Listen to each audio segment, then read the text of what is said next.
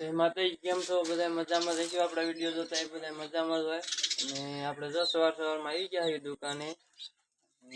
ચા બનાવવાનું હતું કહી દીધું છે અને આપણે આજ ધૂળેટી છે એટલે આજ તો આપણે ઘરે જ રમીને આવ્યા છીએ અને દુકાને જો કે કોઈ આવ્યું નહીં આજ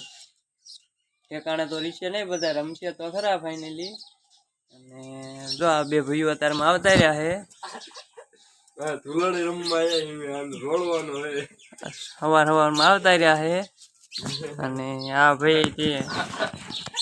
કલર બુલર લઈને ઊભા છે આપણે કીધું કે ભાઈ નિરાયતે રાખો હોય જે અત્યારમાં ન રમાય અત્યારમાં ઘડી કામકાજ થોડું કરો પછી રમાય જો કલર દેખાડે લઈને આવ્યા છે આખો કલર લઈને આવ્યા ઓરિજિનલ કલર લઈને આવતા રહ્યા હાલો સાહેબ આ પી લેવી આપણે અને પાઈ દેવી અને ધુલાડે મોડાકથી રમશું લો ફાઇનલી જો તો આ ધૂળેટી યાદ આવી જાય છે અને બગડા હાટો બોલે છે અને જો આ બગડા હાટો આઈ ગયા થઈ ગયો અને આઈ ગયા ભાઈ પાણી પીને જો આ ભાઈને તો બુશર્ટ ફાડી નાખ્યું અને આ ભાઈ તો ઓળખાતા નથી અને આ શેઠ જોવો કને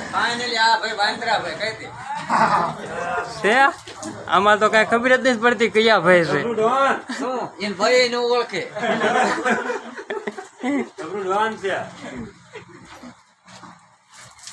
આપણે આખું બેરલ બગાડ લાગ્યું કલર કરી વાળ્યું છે હાલો તો ફાઇનલી આપણે બપોર લગન ધોલાડે રમી અને બપોર પછી દુકાને કમ્પ્લીટ શેડ બેડ ચાલુ કર્યું તો કે ચાલુ જ આખો દી હતું પણ આખો જે બાગડ બિલ્લા હતા ને તે કોઈ ગ્રાહક નતું આવતું ને હવે ખાલી થયું હતું બહારના પબ્લિક વળે છે ને ધુલાડે રમવા વાળા તો ગામના હતા પણ બીકના લીધે છે ને કોઈ ગ્રાહક ઊભું રવા દેતા નતા એમે ને તો અહીં કે જીસીબી પીડ્યું હતું ધોવામાં અને ધોવાવાળા ભાઈ જે આવ્યા નહીં ધુલાડે રમતા છે ક્યાંય ખબર નહીં સાર ને એવું બધું આપણે બગડા હાટો બોલાય છે વડે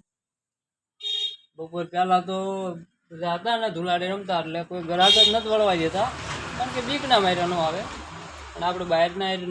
નતા રમતા આપણે ઘરના ભાઈ બહેનો એવા હતા એ બધા રમતા હતા આપણે પોતે